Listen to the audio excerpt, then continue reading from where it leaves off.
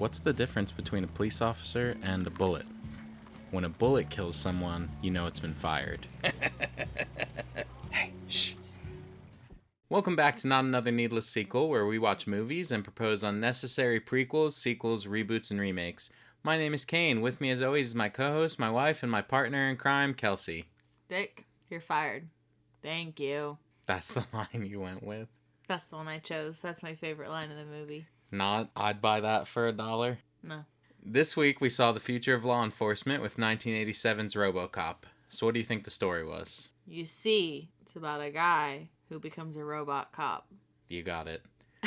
So Alex Murphy transfers into Detroit Police Department, where we see that they have cut a deal with a company called OCP. OCP is trying to finally rid this Detroit of a major crime problem they've been having, so that they can replace old Detroit with Delta City, which is a building of theirs. And they're going to do this with these big-ass robots called ED-209s. Which are like ATSTs. Yeah. And let me tell you, the moment they brought out one of these ED-209s and told this guy to point a gun at them, first off, can we talk about the size of that pistol? Yeah. It was absolutely huge. He points it at the robot, and then the robot tells him to put it away, so he does, and the robot doesn't recognize that and absolutely houses the dude. Yeah, so first of all, I'm glad you brought up that pistol, because that pistol was supposed to be Robocop's pistol, and then even in his hand in the full suit, they felt it looked too small, and so they ended up going with, obviously, the pistol that he has, and, they got, like, a different type of machine pistol and added on a bunch of stuff, but that's why that pistol's so large. Oh, okay. So, okay, that makes more sense. Yeah, they're doing a test show for these ED-209s inside a boardroom. First of all... I was surprised they brought this robot into a boardroom. You know, you do that in like a warehouse somewhere. Second of all, yeah, they brought it in with live ammunition. And we later find out that test pistol that the guy pointed at it also has live ammunition in it. Yeah, insane. What are they doing in here? Insane. So yeah, it fucking blows this dude away, and they're like, oh, well, I guess we're not going to go with this option. They told a different guy that he had, like, 20 minutes to pitch them a new idea. Yeah, and nobody even cares that dude dies. Somebody mentions it, and he's like, hey, that's business, you know? This is, of course, an 80s action movie, so when people get shot in this movie, it fucking shows. Like, there's huge chunks being blown into them. Yeah. Like, this guy got platooned. Yeah. So, Alex Murphy and his partner, Ann Lewis, are hunting this crime boss, Clarence Bodicker, played by Kurtwood Smith, surprisingly. Red Foreman. Yeah, that's what I know him as. That's what I've seen him in mostly, is that 70s show. I didn't know he ever did another thing. Yeah, I mean, I'd seen this before, but I think that it's just not something I remember him for. So they are hunting him, and they end up Clarence and his gang shoot Murphy 1,000,000 times. Yeah. Like, they blow his hand off. Sorry, go ahead. Yeah, no. What I don't understand, I'm sure you say the same thing. They blew his hand off. They shot him in both of the legs. They even shoot him in the head. So I don't understand, when he becomes Robocop, spoiler alert, how he could possibly be alive. Yeah, so they don't really, I guess, touch on it in this movie. I will say in the remake, they mention that they had to rebuild the part of his brain that got a bullet in it. What really got me about the scene of him dying is that they call the ambulance, and they're like doing, they have the shock paddles and shit, and I'm like, what? He has a bullet in his brain. Yeah. What are you doing? And I get that they were trying to give you this scene of like, oh, is he gonna die? But they should have not shot him in the head if that's what they wanted. Like, they're literally giving him a fucking breathing tube. Like, he doesn't need it. But oddly enough, about that scene where he died, when the production realized that the film was running behind schedule and it was over budget, the director and producer, they decided not to film his death. And so then when the whole filming wrapped, they informed the executives that his death hadn't been filmed, and they showed them the footage of the rest of the movie. And the executives were so astonished by like everything that they had done, all the aesthetics, the performances, that they just gave them more money to do the death scene. But can you imagine if they had just, like, not shot that scene? They'd just been like, yeah, he actually died. And then they brought him back. It wouldn't have hit the same. Yeah, it wouldn't have hit the same. It's very sad when his partner, Lewis, finds him. Yeah. So the company OCP, they've the guy there working there, Morton, he has been running this Robocop program, and they take Murphy, who's been just annihilated by bullets, and turn him into a cyborg, and they bring him back. They erase his memory, like, They try to. yes, yeah. So, and I thought that was a super harsh thing to do. Like, Yeah. I mean, They were also partying and like celebrating the fact that they were creating a robot, yes, and which is gross. you think you'd be more like, this is a man's life, and like, which they, I guess they're saving him, but in the end, it's still kind of fucked up. So I thought it was interesting that when he returns as RoboCop, you don't immediately see him. They don't just like drop a curtain and you see him. You see a brief glimpse of him, like in the reflection, or not in the reflection, but in the TV that one of the scientists is looking at. You see him like walking behind the foggy glass in the police station, and you see him from behind a few times before you ever get the full reveal. Now, in terms of RoboCop, a few things about the production on that. So because the hands of that RoboCop suit were foam rubber, they were like bouncy, and so if you recall, there's a scene where he asks for a car, and the sergeant throws some keys and RoboCop walks by and catches them. They had to shoot that 50 times because the keys were bouncing off of his hand. I would have just changed the scene. I would have too. He's not catching it. Just handed him to him. Yeah. Yeah. What I thought was cool about the way that he woke up and how they introduced him before you realized that we obviously knew it was going to be Murphy. Like, we saw what was happening. But they show the world from his point of view. Yeah, like if his first person view as they're putting on like the panel and they're screwing it in. Yeah, and I thought intermittently after that they did that, and I just thought that was a really cool implementation and idea, so you could kind of see the world through his eyes. Yeah. And that's also where you see they ask him, what's your directives? And he says, some shit like protect and serve, protect the public, whatever. And then it shows he has a fourth directive, but it says it's classified, so he doesn't even know what it is yet. Coming back to that thing I said about the car, most of the shots of him getting or using that police car show him getting out or preparing to get in, because the actor that played him, Peter Weller, he didn't fit in the police car when he was wearing the full RoboCop costume. I told you that when so you mentioned that too. He looked too big. He looked too big. Like, it makes so much sense that you say that, because during the movie I was like, I don't understand how he's fitting in the car. He looks ginormous. You think they would give him a car? I mean, I think in the remake they give him a bike, like a RoboCop bike. But what was funny is that Peter Weller would wear the top part of the costume and sit in his underwear when he was driving the car, so that like he could actually fit. Yeah, that makes sense, honestly, because he looked way too big for that car. Yeah. So RoboCop is a success. He is going around stopping crime.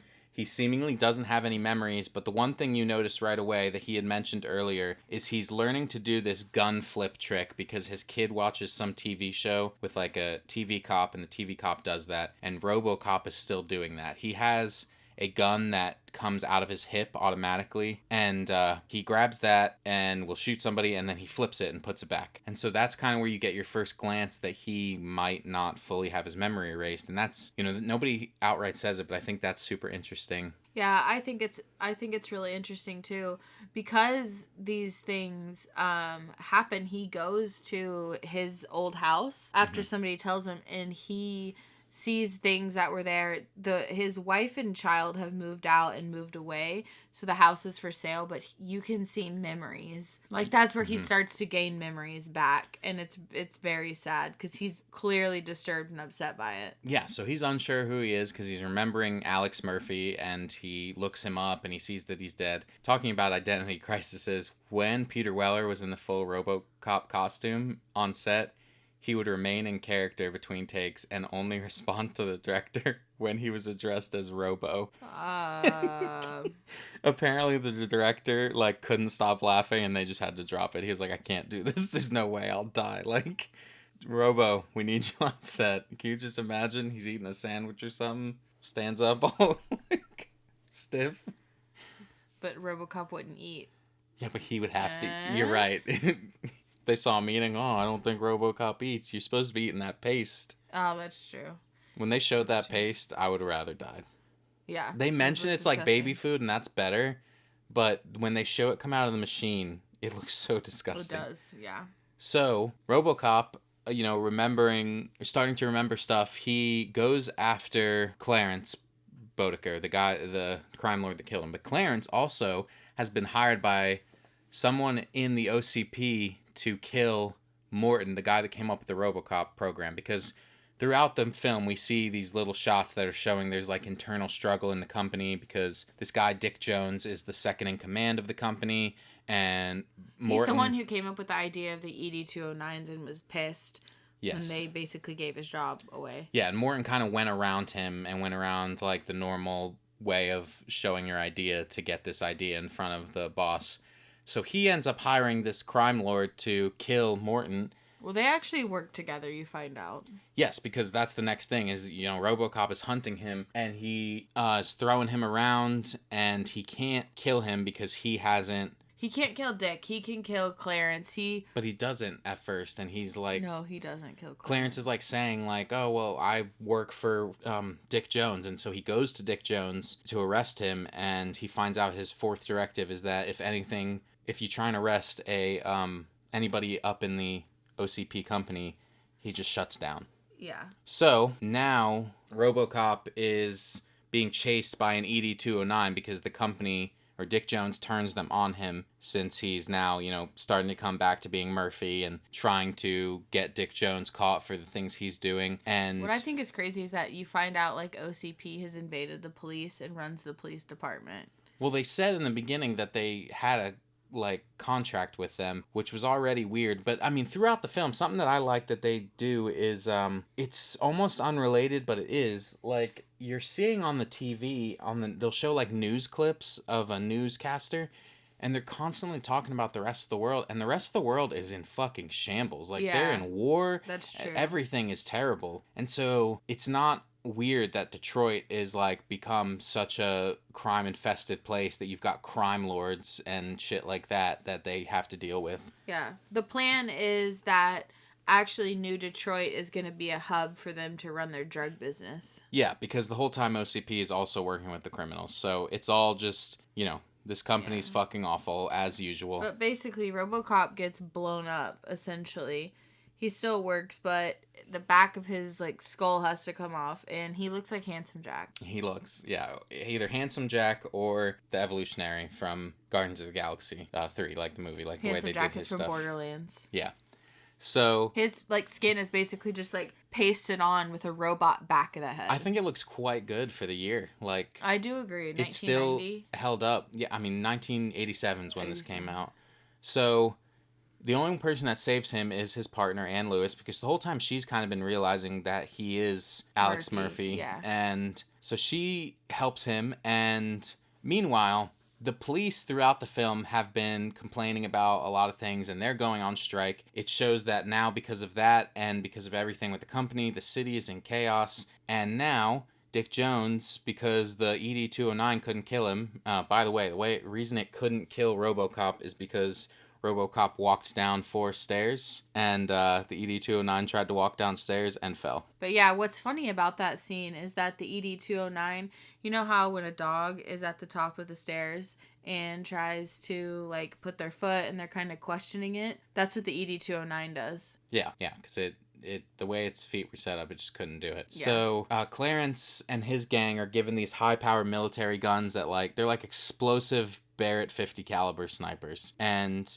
they chase after Robocop, so they get into a confrontation. Robocop honestly just immediately kills all of them. It's super quick that he kills them. They don't use those guns effectively. There is a portion where he gets some stuff dropped on him and he's kind of caught up, but his partner Lewis is there to save him. They end up dealing with that gang, and Robocop confronts Dick Jones inside the OCP offices. Correct. Accuses him of everything, and then Dick Jones grabs the main OCP guy, the boss, points a gun in his head, is holding him hostage. So the boss says to Dick Jones, "You're fired." And now that shuts off the Directive 4 in Robocop, so he can now hurt Dick Jones. He says, "Dick, you're fired." And Robocop goes, "Thank you," and blasts him. Yeah, which I'm not sure if, that's going to hold up in court, but whatever. They don't have to go to court. It's all been decided. So before we talk about our ratings, I wanted to say in This is a very famous thing that's happened. In Sacramento, California, in real life, there was a robbery suspect that fled into this movie theater when this movie was playing. He fled into the theater to escape pursuing police. He became so engrossed with the movie that was playing that he failed to notice the police had evacuated the rest of the theater. Absolutely not. And so they like flip on the lights. It's just him fucking like, you see That's this absolutely movie? a marketing ploy. There's no way that's real. You're right. That definitely sounds like a marketing ploy. Yeah. But can you fucking imagine? He was just like, you know what? This is a good. He walked in and was like, I'm running from the cops, but this is a great cop You saw movie. that guy get blown away. Yeah, crazy. You're right. That's the thing too. Is if the you're movie's watching, not that good. if you're watching a movie about cops, you think you'd constantly be coming back to your head like, fucking cops, they're a problem, right? Yeah. Anyway, I rated this bad boy a 4.5 out of 5. Oh, you liked it that much.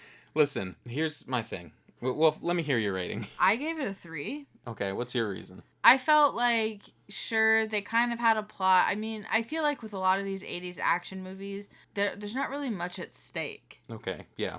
I mean, if that makes sense. They don't establish why Clarence is so evil. They're just like, ha ha ha, he's evil. And he runs around with a machine gun. He's like, I'm a crime lord. Ha ha ha, evil. Ha ha ha, I kill people. Ha ha. And granted, some of the action scenes are really cool. I just like a more developed story. And I don't think that this did a good job of that. And I also think that, listen, Bob Morton was warned about Dick Jones and he chose not to listen. I feel like it should have shown, like, because my impression when they made Robocop was that they presented it to the board and the board was okay with the Robocop.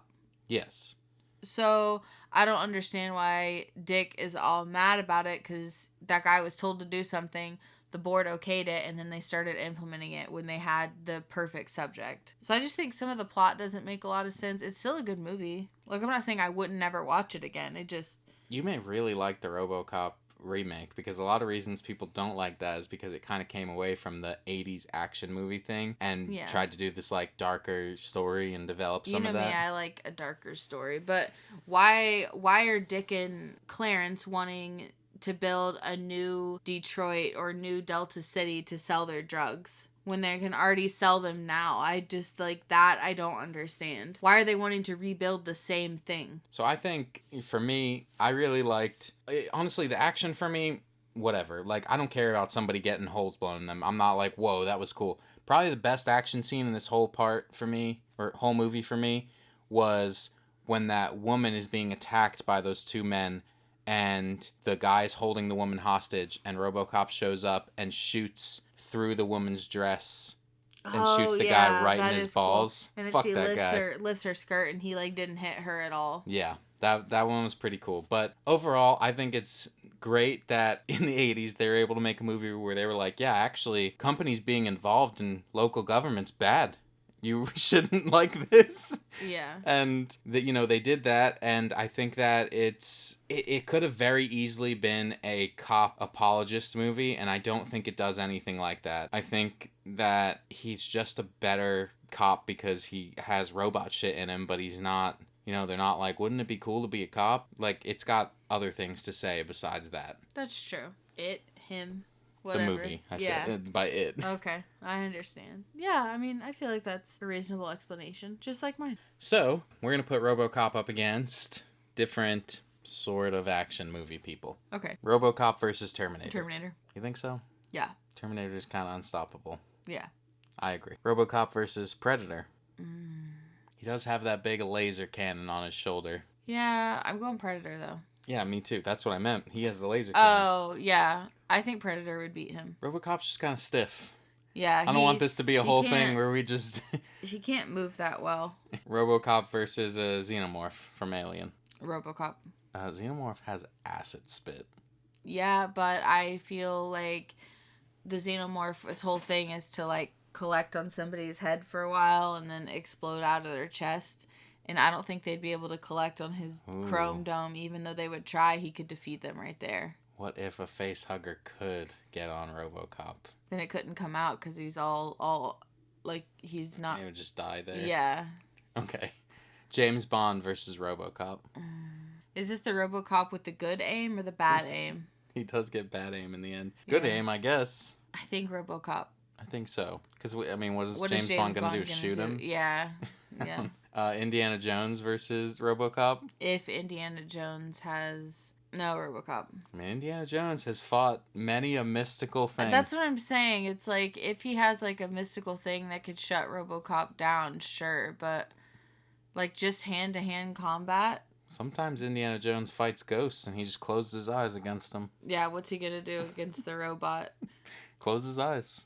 You know what? I go back to James Bond. I think Q could create James Bond a suit to give him the chance to fight RoboCop, and then I think he would win. But James Bond would then have to have prep time for that. Like, if RoboCop just came out of nowhere onto James Bond. But nobody ever kills the villain on the first interaction. What makes you think RoboCop's the villain? I'm just saying, like, either way.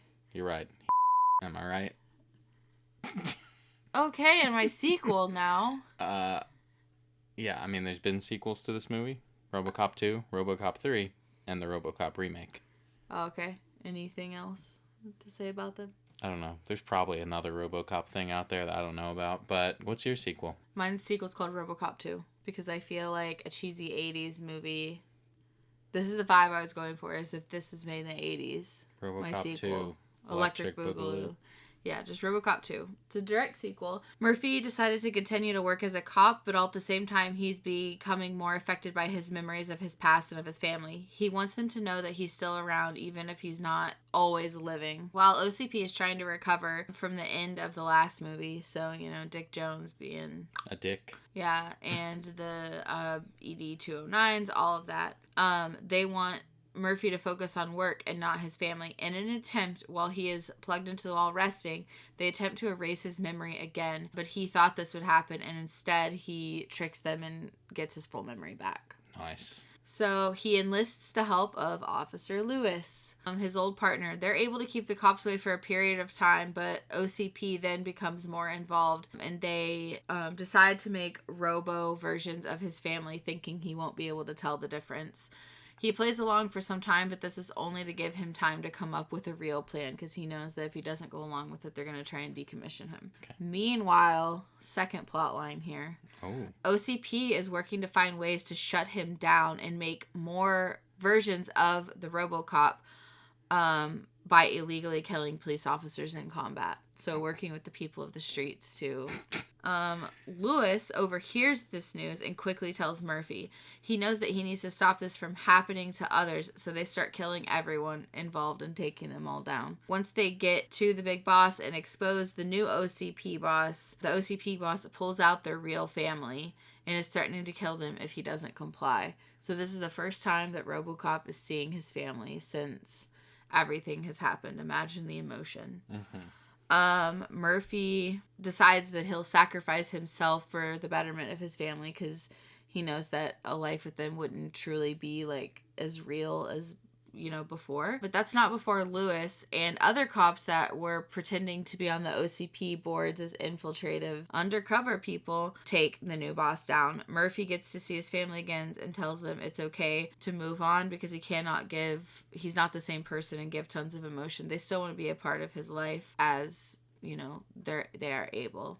The end. Might I recommend, I've never done this, so don't take offense, but might I recommend an addition to your ending? Okay. What about if towards the end it's revealed that his partner, Ann Lewis, was killed and turned into a RoboCop and she fights him? That's not a bad idea.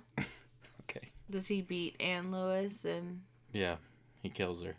And then saves his family? Yeah. I think that's a good idea. Okay. I'll be sure and give you a note. It doesn't have to be like that. It's just, that just seems like a kind of 80s thing to do. Like, yeah. All right. Mine is called RoboCop Recall. Oh. Alex Murphy has continued his success at cleaning up the crime-ridden streets. He has been so successful that the RoboCop program was purchased by the Detroit PD and reworked to give Alex Murphy autonomy as well as work on the next generation of RoboCop. The DPD opens up applications for any injured police officers to return to duty with the RoboCop program. Months pass, and eventually Alex Murphy is told he will be leading the new RoboCop force that they have been training. He meets the new police force and begins training them on how to work with their new equipment. Alex Murphy and his new task force begin investigating a string of murders of former police officers under the assumption it's probably a group of criminals that have been put away by the victims previously. Robocop is disturbed to find the files of all the victims have been erased from the DPD's systems. Meanwhile, the officers on Alex Murphy's task force seem to keep steering him away from the case and pushing him to pursue other cases. Later on, during a traffic stop, Murphy sees one of his officers get shot in the face as the driver had more going on than just speeding. Alex Murphy notices the officer doesn't react to missing his lower jaw. Murphy now sees that this officer is not human. Murphy quickly discovers that none of the Robocop task force is human as they turn on him for discovering the secret. Murphy is on the run as he tries to put this together. Eventually, he catches one of the task force officers and removes their helmet to see they are wearing a facial prosthetic to imitate being human, and the prosthetic is that of one of the slain officers they were investigating. Murphy discovers all of the police officers who signed up for the new Robocop program were the ones killed, as they never really were accepted into the program. OCP is still secretly pulling the strings, and they have rid the Robocop problem of the human element that caused them so much trouble. They simply used the personality profiles of the officers who signed up with plans to secretly replace them, but there was a malfunction in the robots causing them to go crazy and kill the officer that they were based on. The robots are now coming for Murphy to avoid the truth coming out to the public. All of this is, of course, like OCP's orders. He fights his way through the city to the OCP factory to shut down the bots, but his hardware is shut down by the OCP to prevent this, and Murphy falls to the ground, unable to move, as robots descend on his location. Murphy fights back and begins pulling out his wires, taking off his mask, and uses what's left of his human side to fight back against the programming to drag himself to shut down the robots. Once he does, Murphy is fading away as he's pulled his own life support out. He shuts his eyes and dreams of his former life. An after credits scene shows an OCP computer with a file on it called Project Murphy. Oh. Any notes? No. Okay. I don't come up with those. I just let your sequel be your sequel. You know? I'm just kidding. I did like your note. I think it'd elevate my movie, honestly. Thank you. Thank you so much for listening. We do so appreciate it. If you want to talk movies with us, you can find us on TikTok, Instagram, Letterboxd, Threads, and Twitter. We are NansPod everywhere. NansPod. If you'd like to vote on whose sequel idea was the best, come by our YouTube channel for the polls, or let us know your idea with a comment, tweet, or you can reach us at needlesssequel@gmail.com. Links, as always, will be wherever you are listening. If I could ask you for one thing, it's to share a show with someone and leave us a review. That is how we get new listeners. Of course, I also ask that you come back for more Needless Sequels. Next week, we are watching A Bug's Life on Disney+. And today I want to close with a line from Hagrid of the Harry Potter series. What's coming will come, and we'll meet it when it does. Take care of yourselves, everyone. We will see you next week. Bye.